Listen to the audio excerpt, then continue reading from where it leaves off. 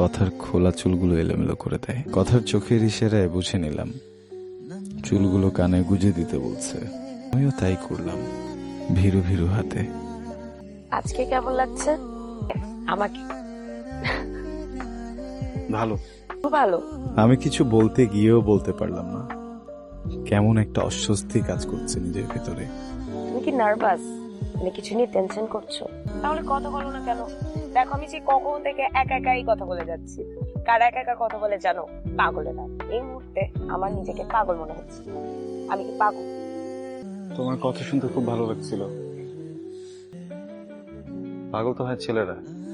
কথাটা শুনেও আমার দিকে একটু কেমন করে যেন তাকিয়ে থাকলো। আমি কি বলবো, কোনো কথা খুঁজে না পেয়ে ওকে বললাম, তুমি যখন চুলগুলো কানে গুজো। আজকে তুমি নিজে চুলগুলো গুঁজে দিলে তোমার কতটুকু ভালো লেগেছে? আর কি কি ভালো লাগছে? কাজল দেওয়া চোখ, হাসি,